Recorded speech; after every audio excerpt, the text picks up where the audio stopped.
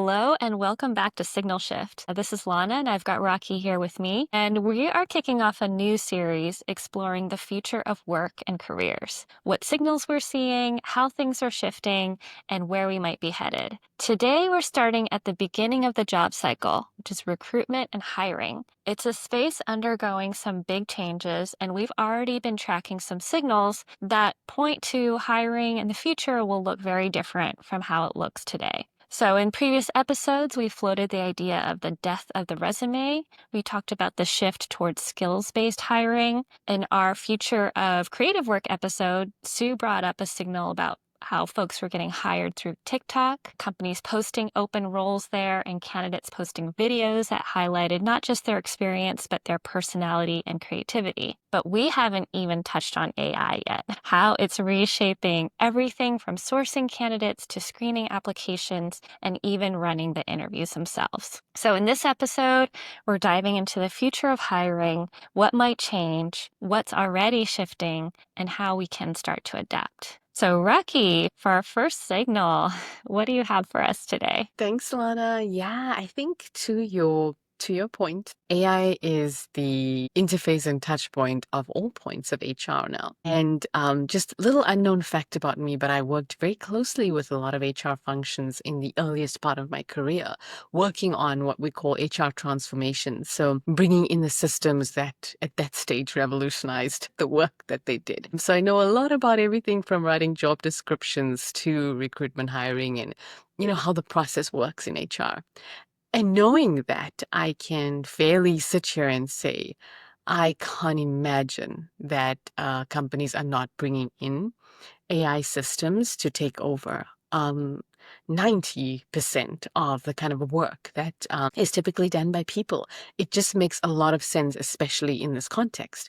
So, companies like HireVue they're already doing this sort of stuff, right? They are using AI to automate and analyze interviews, and not just, the content of answers, but also how people deliver them, right? So, very interesting stuff. I mean, Chipotle has their own AI. It's called Avocado. No. Yeah, they have their own like AI hiring, sort of AI HR, AI recruiter, and it's called Avocado, and it schedules interviews, or it helps with that. It collects basic information. It'll even be the one to answer any questions you might have about the company. And it's from a holding company called Paradox, right? And they have like Amazon is their client, Pfizer is their client. Some of the biggest names are clients for this company, right, using this kind of technology. And there's a company called Apriora, I hope I'm saying it the right way, and they are taking it that step further, and they offer AI interviewers, right, that are capable of conducting those real-time responsive video interviews. AI interview platforms can analyze things like your facial expression, your voice tone, your body language, right? And any other textual data that you're putting there that you cannot expect a human being to be able to analyze. Do you remember there was a show, I think it was called Lies or Lie to Me? Mm-mm. And it was about like sort of like a profile, like an FBI profiler agent, and how he'd analyze like in the interview and be like, that person's lying, But imagine an AI system kind of doing that, right? And like which company is gonna pass up on that? Humans, it's almost impossible for us to remove our bias, right? We are all set up in a certain way, so we'll lean a certain way, and however you lean is your bias. It's as simple as that. The brain is biased. There's no way around that. But a system is different because you can design a system. But inherently, again, in designing a system, depending on how you design it, the system is built with bias, right? Because the Of system will be course. designed to lean a certain way. So these safety measures, the right people designing these algorithms becomes like really, really critical. But yeah, on the one hand, there's this beauty of, it really is impersonal now, right? It's can't question that. It's not about, oh, that person didn't like me. It's a system, but those systems have to be also really carefully designed and continue to be monitored. Like, who are the candidates they're bringing to us? Who did we say no to? Why? And understand that. And I think that's going to be a really interesting experiment over the next couple of years and what discoveries will come out of it. But I think, the thing I want to leave people with is I think these video interviews are really going to become reality pretty soon.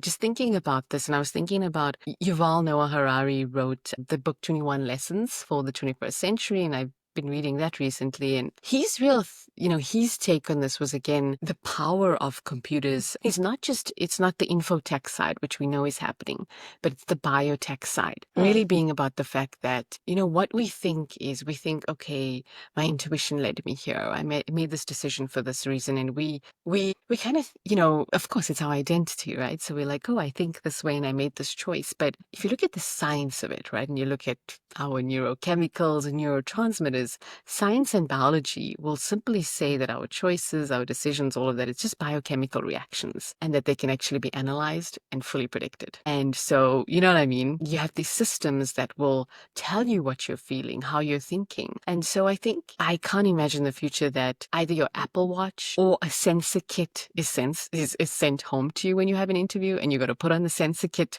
for the interview so that your rhythms can be read. And not only will the interviewers be able to tell a lot more about what you're feeling and your biological data, right? You're going to have to give that to play the game. But I think you'll learn things that you didn't know as well. Like, oh, actually, you were bored at this stage of the interview, or you weren't excited by that question, or which I think will be like, what? Or this actually isn't the right fit for you. Or some information like that may come out that I think will even be surprising to us, right? Like, wow, like you're telling me this thing about me that I should know myself best. But here's this data and these senses that are giving me a different picture. So I think, yeah, Lana, I'm trying to imagine, and I can a little, but I think it's going to be really, really interesting. And I think it's, again, like we say, I see these things rolling out in the next couple of years. Yeah, I also had a signal about this same, not a different company, but the same thing, which was AI agents like performing interviews.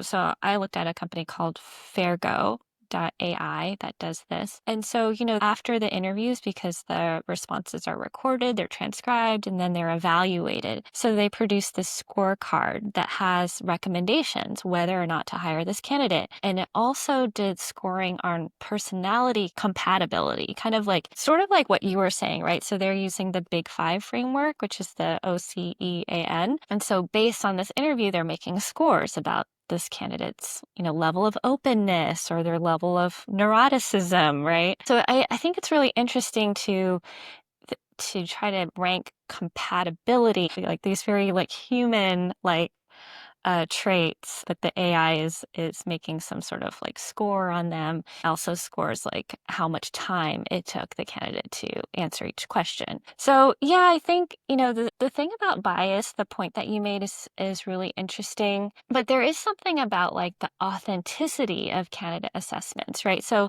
let's say, for example, you have like a fast talker, right? So someone, maybe that's like impressive to the AI, but if you were conducting the interview, you might be like a little skeptical, right? Like, you might not come away with the same assessment.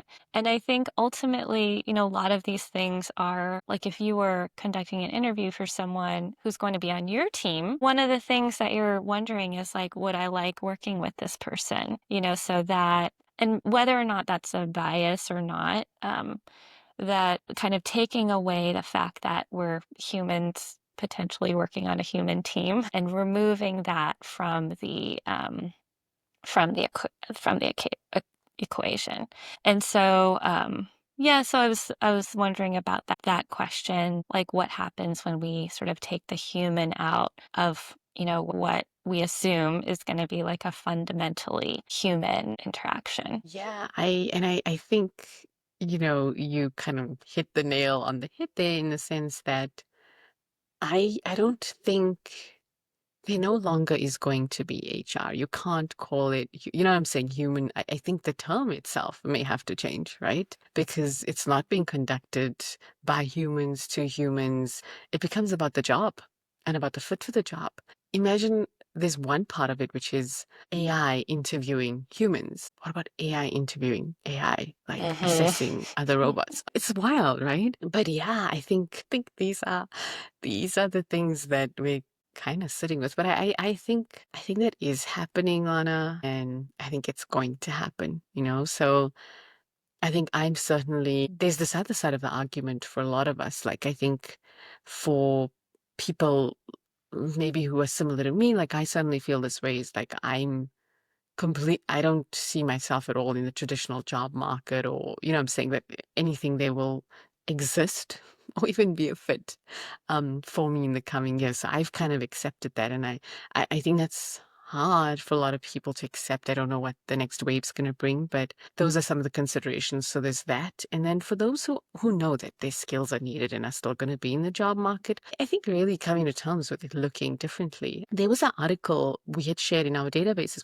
it might have been you, Lana, about also someone who spoke about her experience being interviewed by an AI bot. And I think she left the interview at some point, like just, she couldn't. I just, when they asked her questions, it was like, who are you to ask me this? Like yeah. And she actually dropped. She's like, that's not a company fit for me. And I can understand us having that kind of power for a little bit right now. But, 4 or 5 years down the line, if half of the companies are all doing that, are you really going to be at liberty to be like, I'm jumping off? Then you're not going to even have a chance at these jobs. So, Yeah, I mean, another tactic could be, a lot of people do different type of prep, like interview prep. And so maybe you're actually then, like to your point, accepting it and saying like, okay, how can I prepare? Like, what is the way that if I know that it's going to be, if I'm going to be ranked in this very specific way, whoops, then, how will I kind of not game the system, but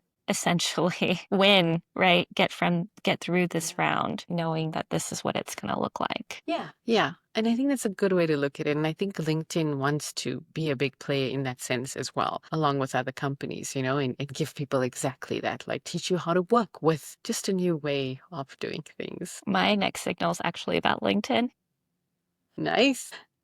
And it is about how so wanted to explain, I don't know, I think it might be worthwhile, but the concept of an AI agent. And so, what we're used to seeing right now with like some of these AI tools, generative AI tools, it's very chat based. So like prompts, so you ask a question, you get an answer, and you have this back and forth. But AI agents are more action oriented. So it's more, they can do the thing instead of just like tell you, right? So like if you said, design a vacation itinerary for me, like the AI agent could design it and in theory, like book the reservations, so that's like the difference. But anyway, so this company who basically makes AI agents for integrate into marketing teams, they created these profiles of AI agents on LinkedIn who were, quote, open to work, right? So they were avatars who had their profile pictures and with the open to work banner. And so there was one, this was reported by 404 Media,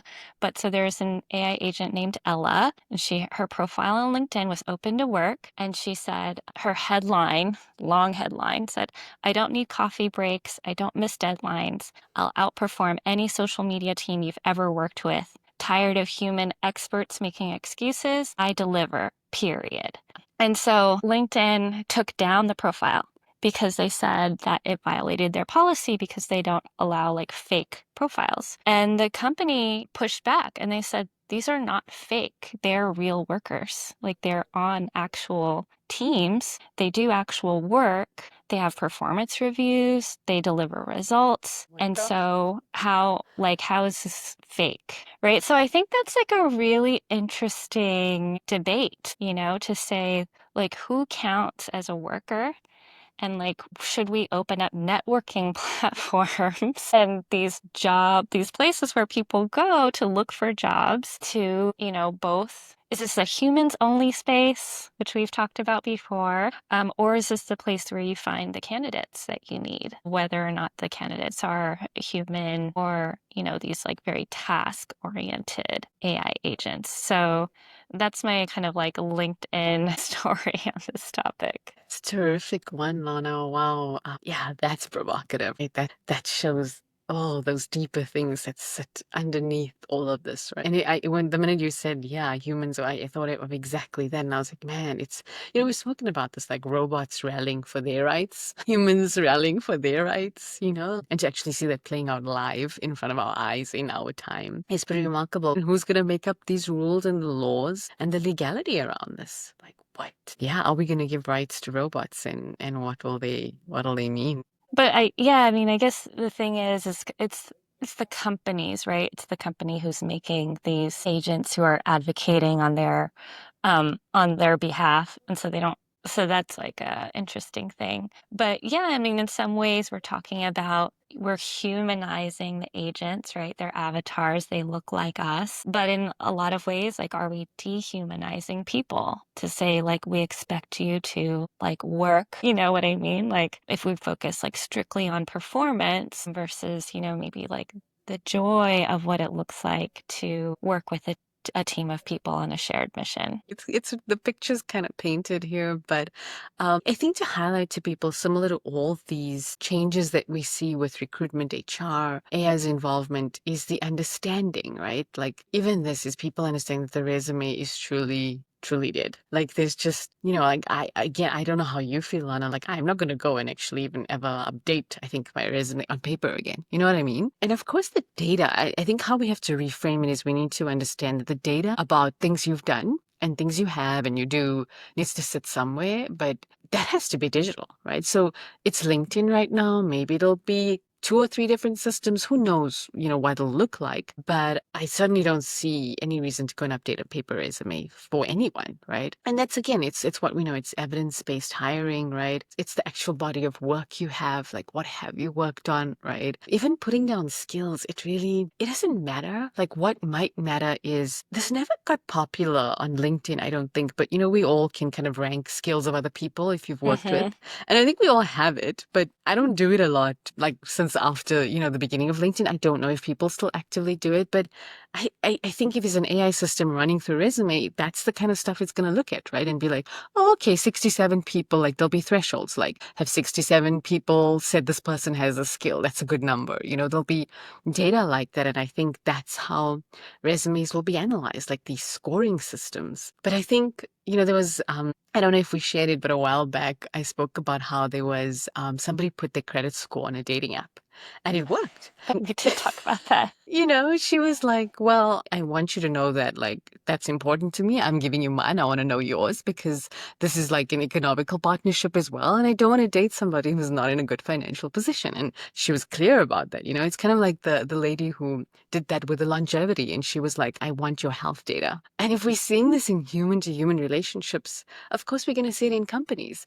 And I think a similar kind of thing around, and of course, they're doing all those checks already. But I imagine things like these scoring systems, like if you say, oh, I'm very collaborative, that needs to be backed by a scoring from the people you've worked with at the 5 companies that says you're collaborative. It means nothing you saying that on paper anymore. I think so. I think we're going to see maybe more of those kinds of scoring systems, social scoring systems. But then I think what's also really interesting is this idea of our digital selves and our real Mm. selves. And maybe you have this digital persona that is not even the real you, but it has a persona online, it does certain work online, and they want to hire you for whatever reason for that, but they're hiring your digital avatar, not even you. And they know that, and you know that, and that's a possibility, right? Or you could even, if you have an actual like digital avatar on Roblox, like that could be hired. It's like, I think, was it IKEA? Somebody was like selling their meatballs online on Roblox. Similar things like that. Like I think even for people, like maybe you're not a real rock star in real life, but you become a really big rock star on digitally. And that rock star gets hired for digital concerts and virtual concerts. And I think there's going to be like that sort of thing as well, right? So, again, all of this just pointing to the fact that resumes make no sense anymore. They really don't. So those were just some of my thoughts and things coming up around jobs. But I know we have so much that we're going to delve into in the weeks to come. I think this is something that you're really good at, which is the kind of in the imaginative, sort of drawing, which I mean, we're making a connection between the present day reality, right? Like these are things that are happening in real time, but we're just sort of taking it one, two, three steps further, extrapolating it.